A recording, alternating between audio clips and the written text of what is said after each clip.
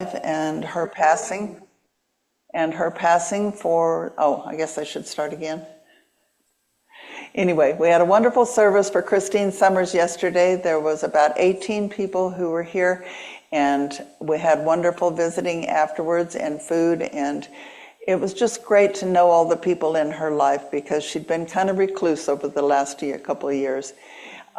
It was a beautiful time, and we're hoping that her journey forward will be as great as her journey here had been.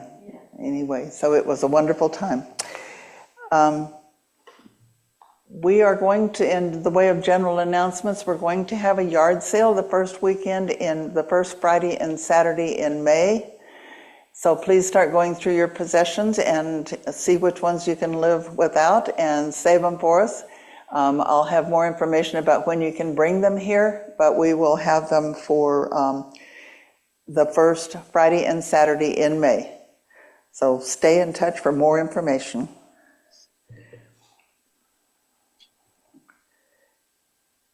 And we have a prelude by our dear Shay Johnson, "Oh My Children" by Sarah Thompson. Yeah, all the music today will be from Sarah Thompson. So if some of it is repetitive, so if you get the gist of the song and feel like singing along, you're welcome to. Oh, my children, come to me. Oh, my children, come to me. Oh, my children, children, oh, children, children, come to me, come to me, come to me, and I will hold you. Come to me, I will hold you. Come to me, I will hold you, hold you, oh, hold you, hold you. Come to me, come to me, come to me. And will you hold me? Come to me. Will you hold me? Come to me. Will you hold me? Hold me, oh, hold me. Hold me. Come to me, come to me, come to me. Thank you, Shay. That was beautiful.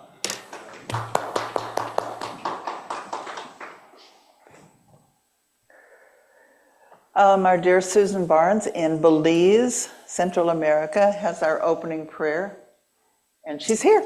I love it when she's here. Please go ahead, Susan. I am too, and I'm glad that you're having a much better day. My only issue is that it's only 82 degrees. It's supposed to go up to 91 with 83% humidity. So we're looking at a little bit of hot weather. And so let's be grateful for the day. Close our eyes, take a deep breath, and feel that warmth, feel that love. For this is the day the Lord has made, and we will rejoice and be glad in it. Glad for all of the things that we have been given, for the friends that surround us, for our good health, for the abundance of all things that come to us.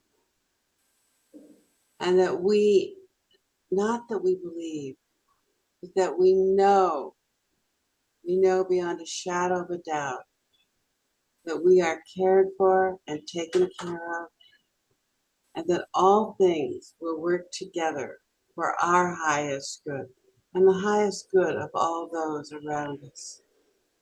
And we give thanks this day that we are aware of this, that we can come together with people of like mind.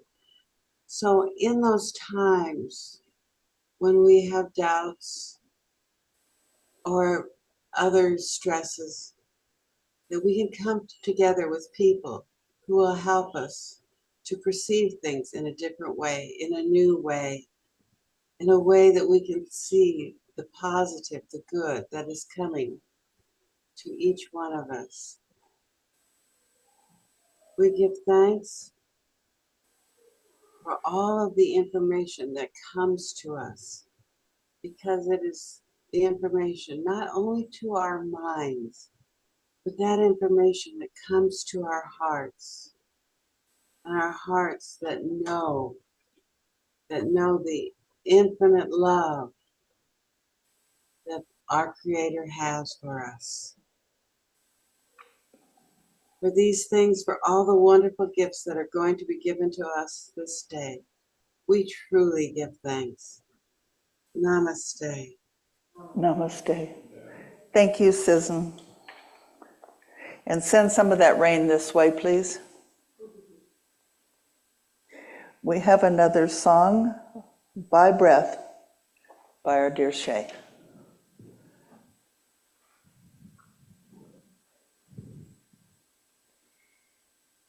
The air that is my breath is the air that you are breathing, and the air that is your breath is the air that I am breathing. The wind rising in my breast is the wind from the east, from the west, from the north, from the south, breathing in, breathing out. By breath, by blood, by body, by spirit, we are all one. By breath, by blood, by body, by spirit, we are all one. The water that is my blood, my sweat, tears from crying, is the water that is your blood, your sweat, tears from crying, and the rising of the tide is in our veins, and in the ocean wide we are in the rising steam, rushing river, running stream. By breath, by blood, by body, by spirit, we are all one. By breath, by blood, by body, by spirit, we are all one. The earth is dust, the earth is clay, flowers blossoming and fading. We are dust and we are clay. We are blossoming and fading. Every color, every sound, every place is holy ground. Oh, every living thing. Can you hear it laugh? Can you hear it sing? By breath, by blood, by body, by spirit, we are all one. By breath, by blood, by body, by spirit, we are all one.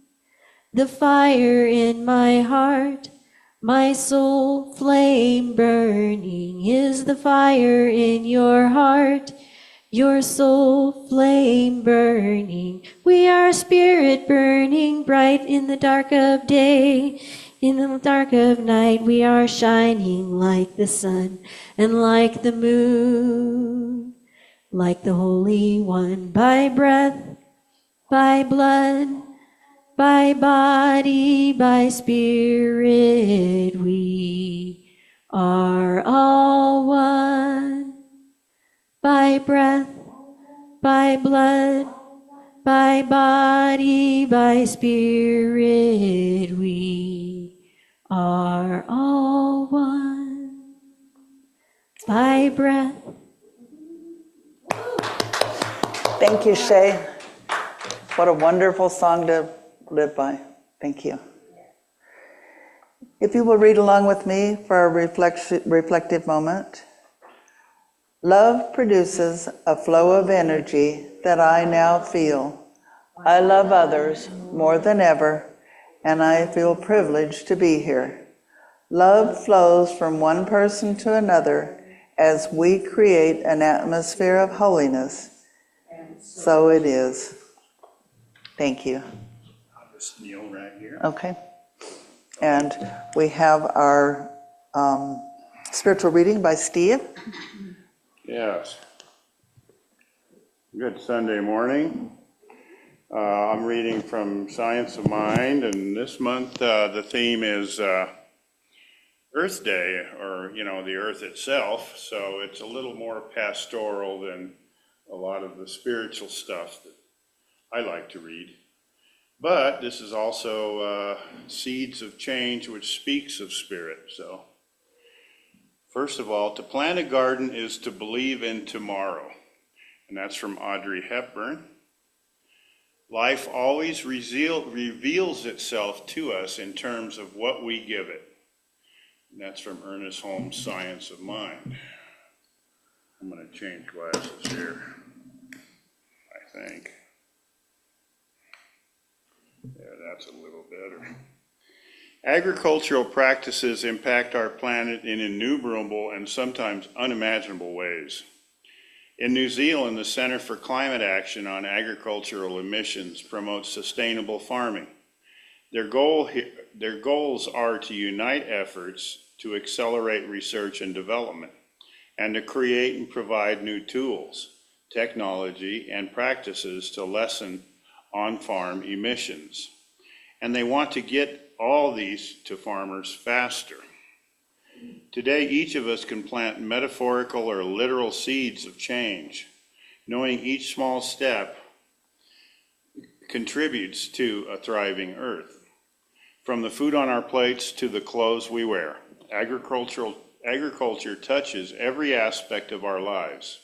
Unsustainable practices threaten ecosystems and initiatives like the one in New Zealand, mentioned above, and initiatives like the one in New Zealand mentioned above offer pathways to change. By prioritizing soil health, reducing emissions, and fostering biodiversity, we cultivate a sustainable future. What seeds can you plant today in your garden, your community, or your habits? Can you, as Jane Goodall suggests, set aside one day a week to be a no-meat day, thereby lowering methane gases and reducing the amount of land set aside for domesticated cattle? Trust that even the smallest actions grow into transformative changes. And the affirmation is, I plant seeds of change that grow into a sustainable and abundant future.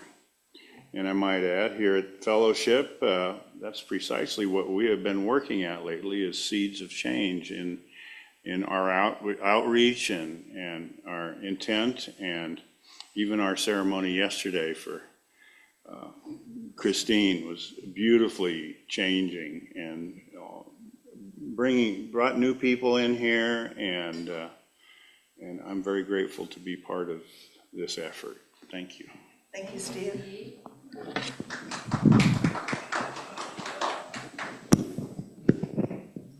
Cannot run this thing.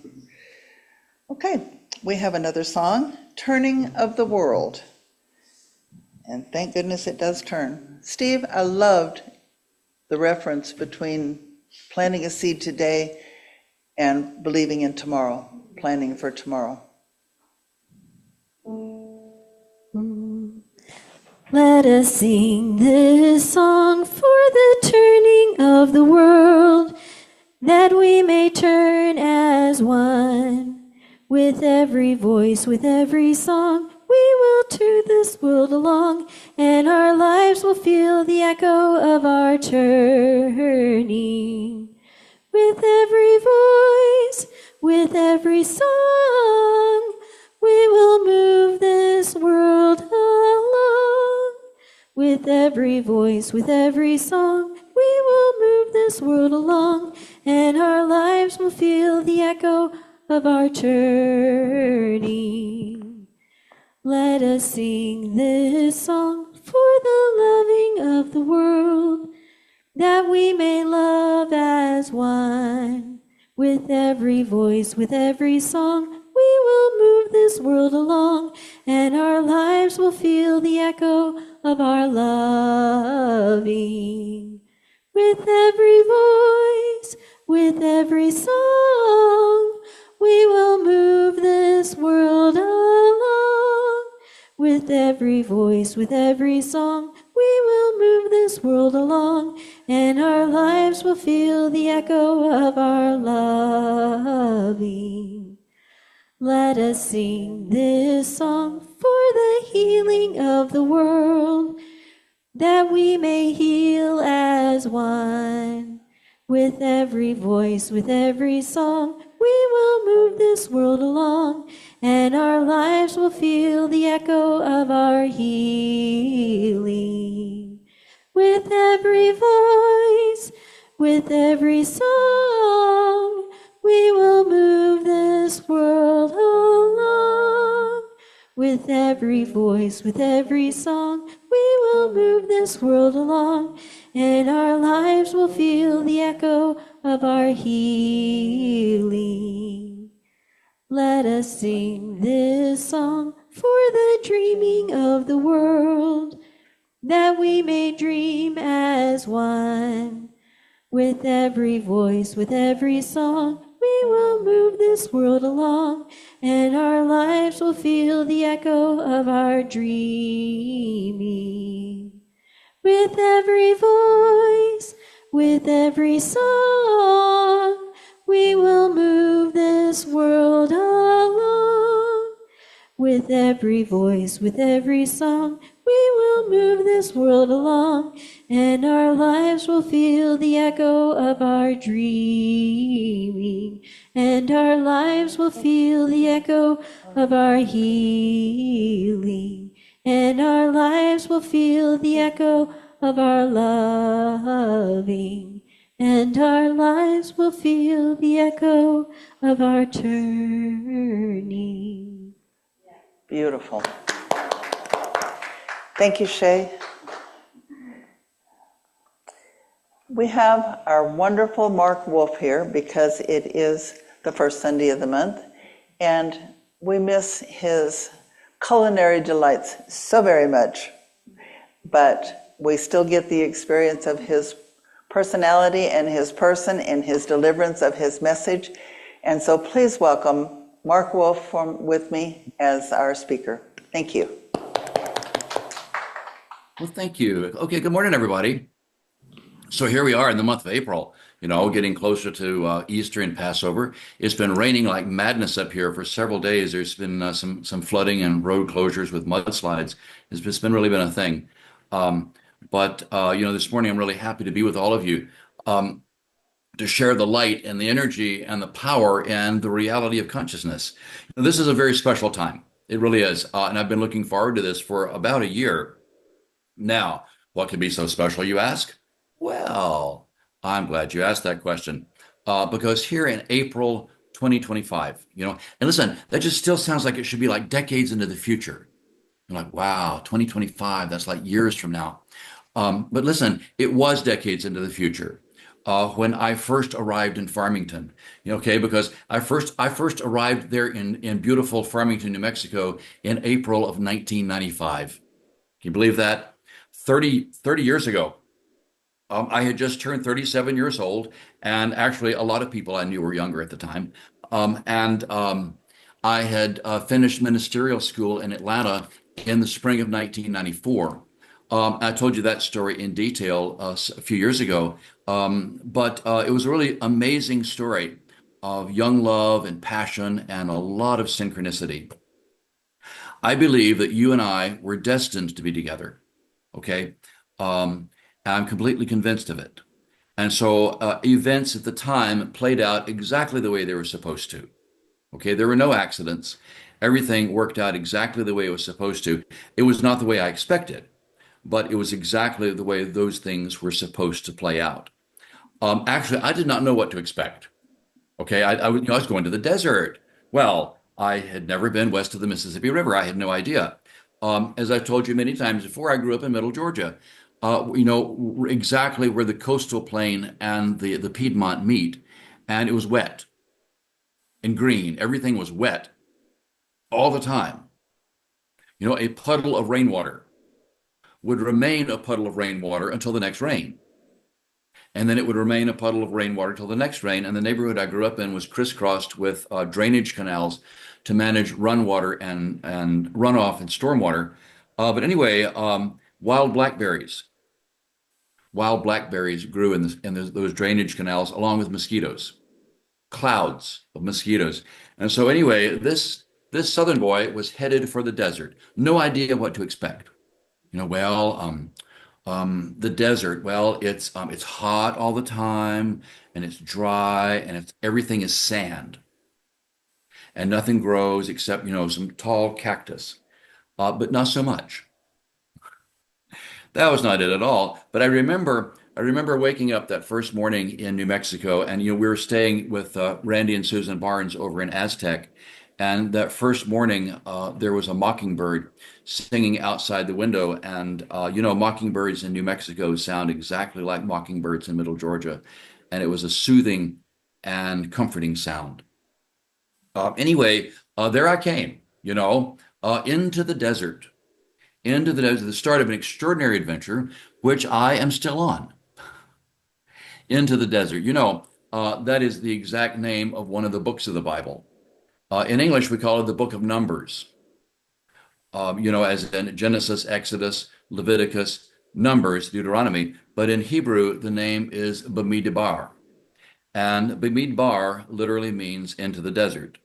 The book of Bamidbar or Numbers begins exactly 1 year after the Israelites had left Egypt. And in that year, they had received the law from God when Moses went up on the top of Mount Sinai, and that whole story. And then they built the tabernacle. Now, the tabernacle was a large tent, and it was built according to some very specific instructions, which, as the text explains, were given to Moses by God. And now the tabernacle was really a lot more than just a big tent. You could get a big tent anywhere. It was actually a spiritual technology. Those detailed instructions were given to Moses for the purpose of making the technology operational. So the sizes and shapes and materials, even the colors, were spelled out in detail. We need this many made out of silver, and this many made out of gold, and this many made out of bronze, and this is going to be blue and purple, and it's really spelled out very clearly. The tabernacle then became a mobile technology for communicating with God and for receiving the light of God to spread it out into the world. Now, we like to think that we're all modern, we're so modern and amazing. Listen, with yeah, right, with our mobile phone technology, but and mobile phones really are amazing. But the Israelites had a mobile communication device for God 3,500 years ago. And so, with the law and the tabernacle, the Israelites then set out Bamidbar into the desert. Now, it was more than just a story. This is more than just a story about some people in the Middle East 3,500 years ago. It was Bamidbar into the desert is really a code. There's information embedded into the story. But the problem is that people have been reading that story. They've been reading that story religiously, but missing the actual meaning of it. Because listen, why did the Israelites go Bamidbar into the desert in the first place? And what was the point of that? Why is it so important that it would become its own book in the Bible? Well, listen, here's the thing. Going into the desert is a code for the true spiritual path. Okay. Now, people have many definitions for what their spiritual path is. They say, well, I'm on a spiritual path because, well, I meditate sometimes and I walk in the woods and I try to stay positive, and I believe in angels, and that's fine. All of it's fine. It's great. But the true spiritual path, and I'm calling it the true spiritual path because this is kind of how it's lined out in the Torah, and this is how it's explained to be by my teachers in the Kabbalah. The true spiritual path is to go within. Okay? It is to go within into our own consciousness and to confront our own negativity and eliminate it. That is the true spiritual path. We have to confront our doubt, confront our fear, to confront our sense of lack, and to confront our sense of powerlessness, and eliminate that negativity and bring the light of the Creator back where it belongs, into the center of our being. But in order to do that, we have to go into the desert and take the fight to the negativity that is within us, with certainty that the light will win. Now, this is the story. There's another story. There's another story of Bamidbar, all right, of going into the desert. It is a story from the rabbi. You know, the rabbi from Nazareth, who also went into the desert. The story is, we find that story in the Gospels, in Matthew, Mark, and Luke. But today we're going to look at the story as it's told in the book of Luke, because this was crazy. This was amazing.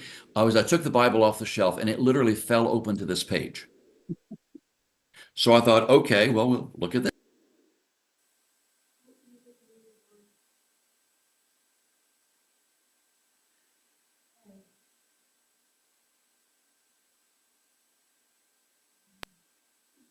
All right, are we good?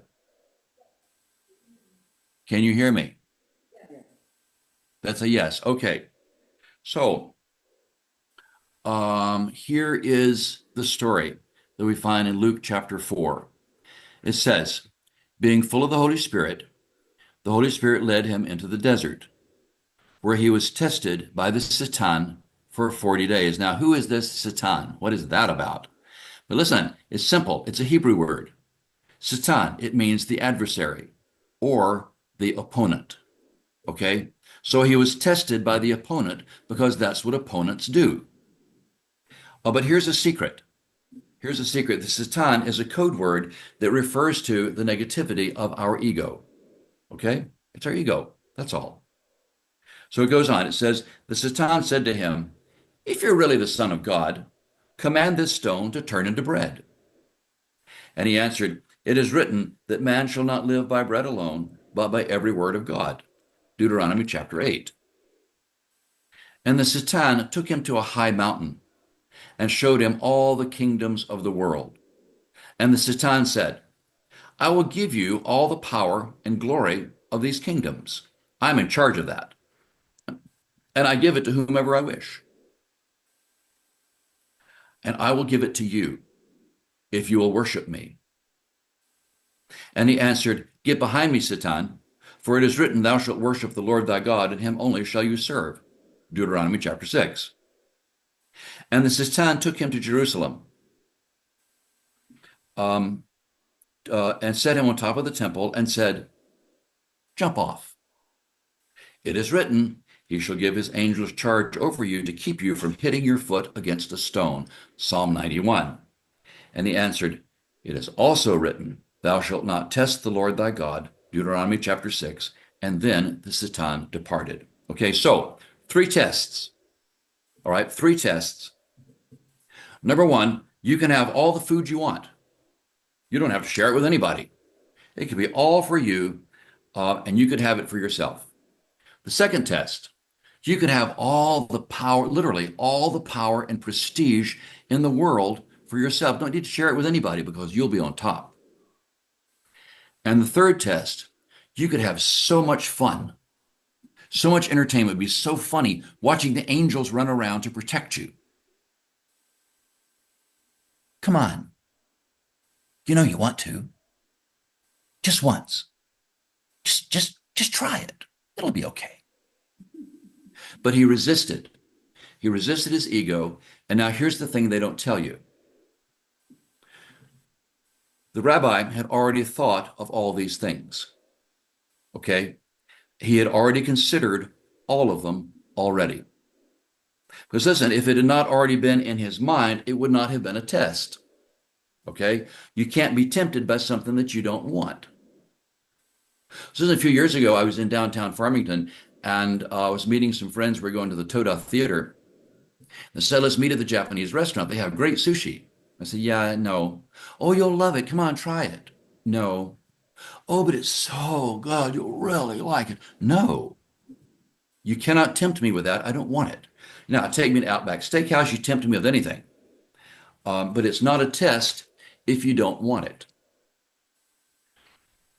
So now, here's someone else who also went into the desert, but for a very different reason. Okay? The name is Benjamin Siegelbaum. Who here has heard of Benjamin Siegelbaum? His parents were German immigrants, and Benjamin was born in Brooklyn in 1901, and he was murdered in 1947. And in between, those few short years in between, he was better known as Bugsy Siegel. He was a very important figure in organized crime, gambling especially, and moving liquor around during the Prohibition. You know, that kind of thing. I think the term is mob boss. He was a gangster. Now, why would we talk about gangster Bugsy Siegel on a Sunday morning? Okay, well, the answer is because of his journey into the desert. It was Bugsy Siegel who brought gambling to a tiny town that nobody had ever heard of in the Nevada desert, a tiny town called Las Vegas. Anybody ever heard of Las Vegas, Nevada? Now, Bugsy's move to bring gambling casinos to Las Vegas was spectacularly successful. Is that an understatement? Yeah, kind of. But there's a very interesting correlation here. The desert, okay, Bamidbar, represents the physical headquarters of Satan on the earth. All right, let's hear it again. The desert represents the physical headquarters of the Satan on earth. Okay? In other words, egocentral. All right? Now, why is that? It's because the desert represents the go-to game of the Satan or the ego. Okay? So, what is the go-to game? Receiving for oneself alone. Selfishness. Okay? Selfishness. Getting. But just for ourselves alone. Now, how did the Satan tempt the rabbi from Nazareth? Said, turn this stone into bread for yourself. Get political power and prestige for yourself. Use your power for your own pleasure. Come on. What do you say? You know you want to. And if I've just received for myself, well, I have plenty. I don't have to think about you. I don't have to care about you. I'm good. I got plenty. This is the favorite game of the ego. All right? The favorite game of the ego, and the ego keeps winning century after century. Now, why does the desert represent the headquarters of Satan or the adversary? It is because the desert sand receives. It does not share. Okay, very simple. So imagine that you are in, say, South Central New Mexico, like White Sands, that area, or perhaps in Arizona, south of Sedona. What Randy Barnes taught me was the low desert, okay? The high desert, like Farmington and Cortez and that area, you know, it's arid, but things grow, and it's really very beautiful. But the low desert is where you have the sand and the rocks, the things that I was expecting to find when I came to Farmington the first time. Listen, Matt, what happens? What happens if you take a glass of water and you pour it onto the dry desert sand? What do you get? Does something grow? Does it give you something back? No. You just get wet sand for a few seconds, and then it's dry again, ready to receive some more.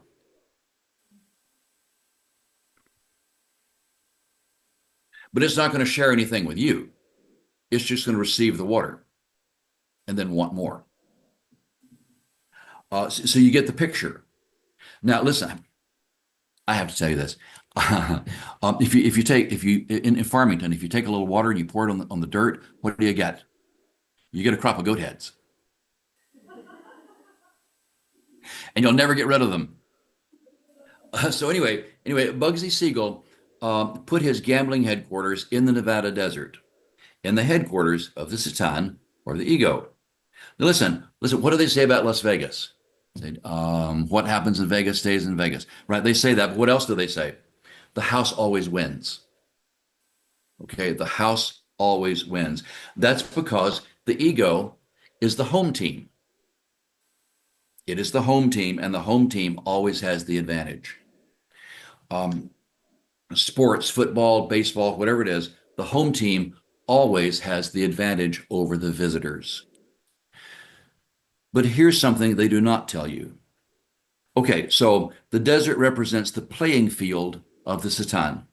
Yes, the home team has the advantage. And who is the home team? It is the Satan.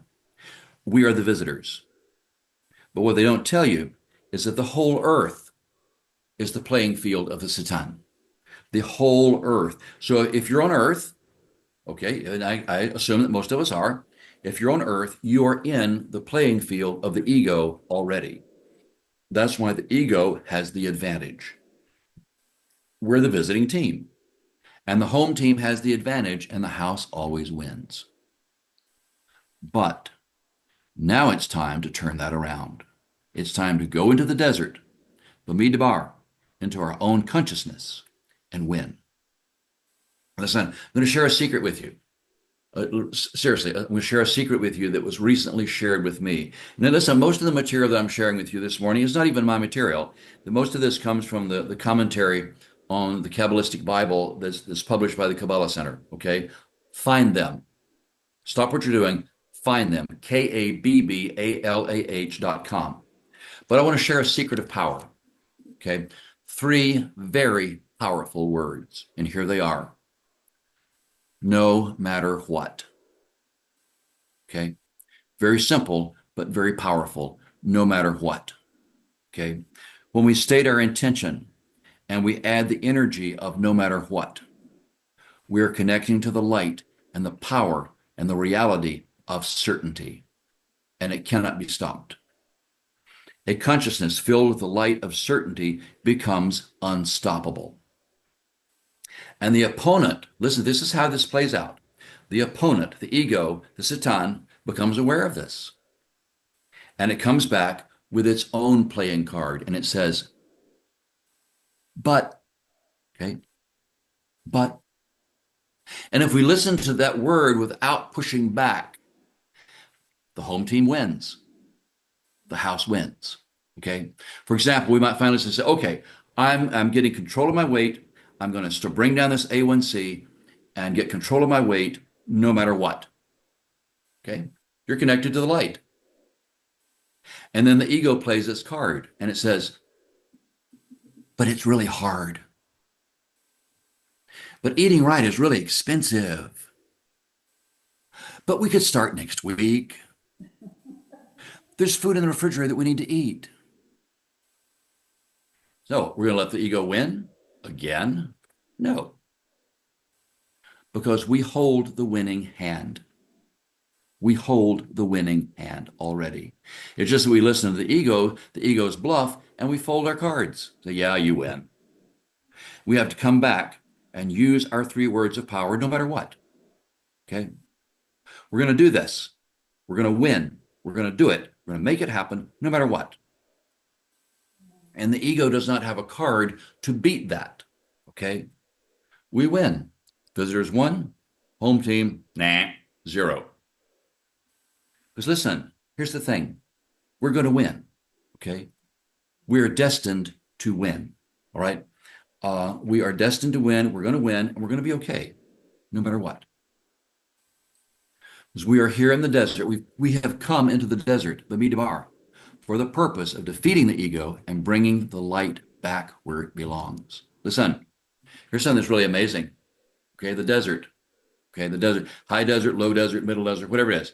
The desert is always arid. Okay, it's defined by that. It's always arid. It's a place defined by an overall lack of water.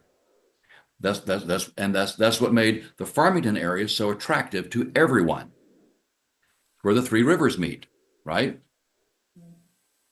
Water in the desert. But what is water? Okay, water is the light and the mercy and the love and the kindness of God. Okay, water is the light and the love of God on earth, and it's up to us to bring that water to the desert, meaning to bring the light and the love and the kindness of God to earth. That's our job.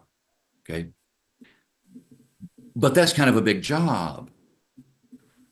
Oh, the ego just played its card. But it's hard. People out there don't care. They don't care about the light. They just care about the price of eggs. I said, no. We're gonna win. We're gonna bring the light and the love of God no matter what. All we need to do is to go within ourselves, right? To go to the desert that is within us and confront our own negativity, our own ego within our own selves, to confront our own fear, to confront our own doubt, to confront our own tendency to judge others, to confront our own reactive nature, all right? In other words, to confront our own inner ego and eliminate its influence no matter what. Because when we win over a doubt, okay, or we win over the tendency to judge and react with anger or impatience or unkindness, when we win, it's a victory for everyone. It's not for ourselves alone. Okay, it's a victory for everyone. It's a victory for everyone because we're all on the same team. I mean, that's the beauty of it. We're all on the same team, just like in the song that Shay shared. My breath, my air, your breath, your air. Even if it doesn't look like it, like right now, for example, we're all on the same team. And victory over ego, no matter how small it appears, is a victory of light for everyone. And water comes to the desert. Now, how can that be? Well, it's simple.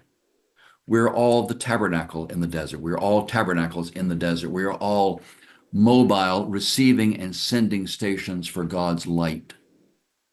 The true spiritual path is going into the desert to build the tabernacle by removing the fear and the doubt and the anger, the reactions, no matter what. But no matter what, the world is thirsty. The world is thirsty for this healing light, like the desert is thirsty for water. And we got to do this.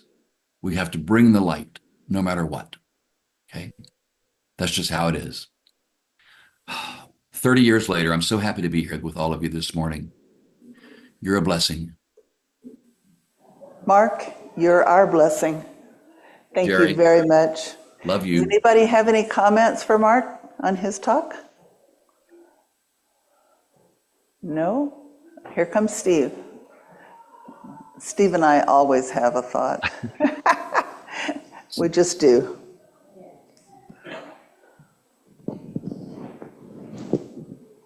Yes, Mark. Hi. We are Hey. once again blessed with your presence here and looking forward to more. Boy, you've been putting in some sessions here with us recently, and I'm really glad to listen to your message on spring in the desert. So thank you again. You're so welcome. I love the thought of no matter what. Me I can too. add that to almost anything I say or do, and I will feel stronger and better about it. So thank you for that sharing. I really do appreciate it. And you always, always give me thoughts to think on and to realize that are working in my behalf. So thank you for being our blessing. We love you. Welcome. Love you too.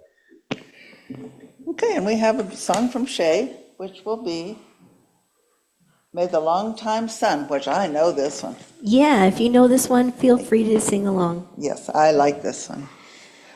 May the long time sun shine upon you, all love surround you, and the pure, pure light that's within you guide your way home. May the long time sun shine upon you, all love surround you, and the pure, pure light that's within you guide your way home. May the long time sun shine upon you, all love surround you, and the pure, pure light that's within you guide your way home.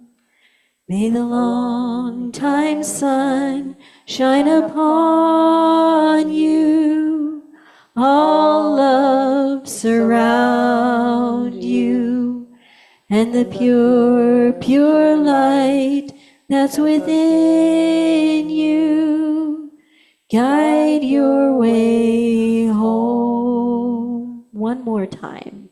May the long time sun shine upon you, all love surround you, and the pure, pure light that's within you guide your way home.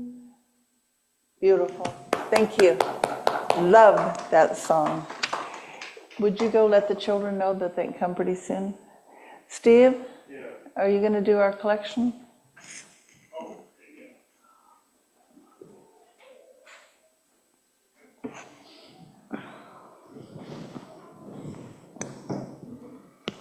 There's right here. And if you'll give me just a second, I need to get mine.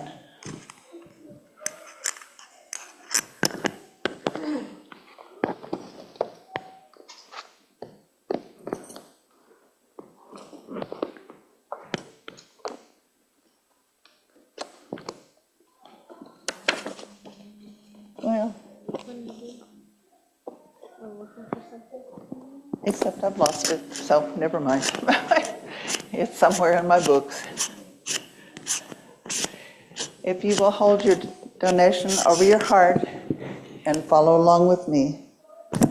Divine love flowing through me blesses and multiplies all that I have, all that I give, and all that I receive. Unlimited. I am prosperous. And we have children here today. I see two little boys in the back there. And we also have Wendy on Zoom, and we also have Jenny on Zoom. So welcome. I'm sorry I didn't see you earlier, but it's a blessing to see you here, and thank you for being here. How's the weather up in Los Alamos, Jenny?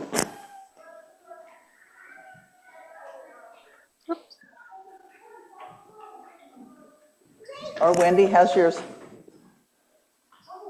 Okay, come ladies. Jenny, I'm sorry. Jenny, I think you were on mute when you were talking.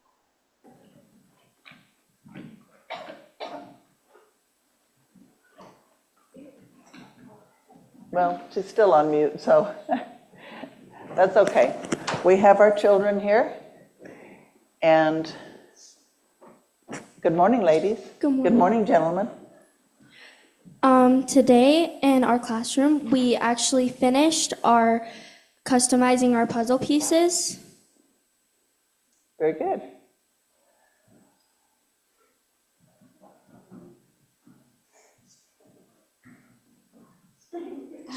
I'll be reading Spring. Spring has come, the happy season. Bring the rake, the spade, the hoe.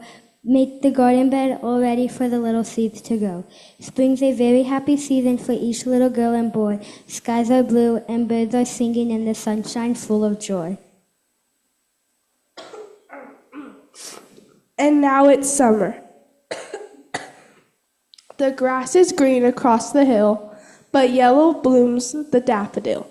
It's sunshine on the little stalk, a friendly flower, I bet they talk. Of little kids too long inside, they burst outdoors to play and hide. Tracking mud and bringing bugs, look, there's footprints on the rug. Tiny whirlwinds, these little tykes, they skin their knees while riding bikes. They rip and roar, they're running wild. What fun it is to be a child. It grows warmer every day. Shoo the children's out to play. Pluck the flowers, play in the mud. Too much rain, here comes the flood. My snowy winter days are gone. I mourn them, but I hear a song of birds in the trees. Wind chimes ring. I guess it might as well be spring. Beautiful. Thank you.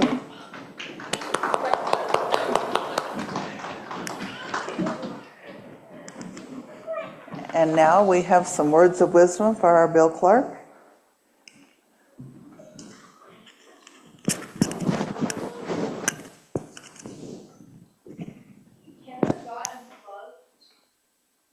I'm sorry? The camera's unplugged. Oh, the camera's unplugged? Yes, it is. Oh, that's our heavy-footed children not looking at the cords. Huh?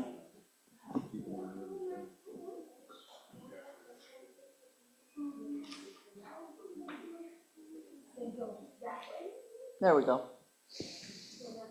Okay. You think okay there? You want to sit here? No, I'll be fine. Okay, I'll help you back up. Today's topic is irritation. Everything that irritates us about others can lead to an understanding of ourselves. Carl Gustav Jung. Certain people rub us the wrong way. We're not exactly sure what it is about them that we don't like, perhaps the way they talk, look, or act. But we do know that we don't like them, and our reaction seems out of proportion to the particular offense. If we look closer, we may find that the irritation has nothing to do with anything these people have done or not done. Rather, they may simply remind us of our past, remind others from our past of whom we've had problems. Or maybe they remind us of something we don't like about ourselves. We are reacting to something in our own history or personality. The walkaway is when I find myself reacting negatively to something, I'll try to figure it out if the irritation is really about me. I think this can be summarized into the old thing of spot it, you got it. What you see in other people that you see in them and you categorize as misbehaving on their part, the reason you can see that so easily is if you look at yourself, you probably have that same misbehavior. So let's all try to behave well this spring. Amen, and have a great week. Thank you, Bill. Look at that, new knees and all. Okay, let's gather up and sing our songs. You know, I don't need this, I don't think.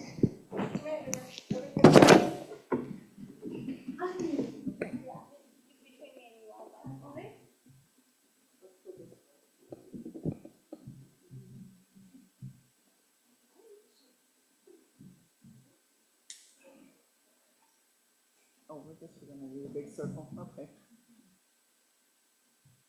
Hey, we need Fred here. He's our positive singer.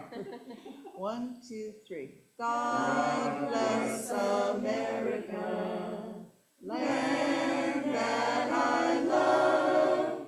Stand beside her and guide her through the night with the light from above. From the mountains to the prairies, to the oceans white with foam. God bless America.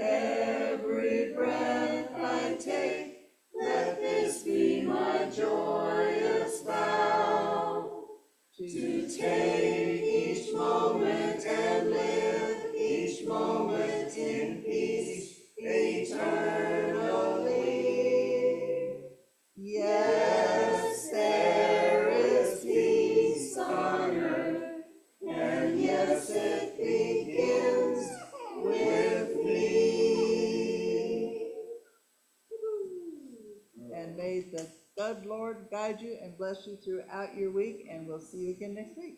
Thank you. God bless us, everybody. Everybody.